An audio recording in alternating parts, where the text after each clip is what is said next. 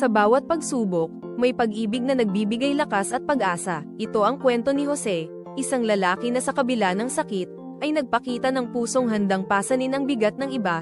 Ang kanyang pagmamahal at pagpapatawad ay sumasalamin sa awa ng Diyos. Hindi ba't ito ang pag-ibig na nagpapagaling ng sugat at nagdadala ng kapayapaan sa puso? Naaalala nyo ba ang anak na ibinenta ng sariling mga kapatid? Ngayon, sa Ehipto, nag-krus muli ang kanilang landas. Si Benjamin, ang bunsong kapatid, ay nahaharap sa kapahamakan. Sa kritikal na sandali, tumayo si Judah. Siya'y nagpahayag ng pagmamahal. Paano ako makakauwi sa aking ama kung wala ang bata?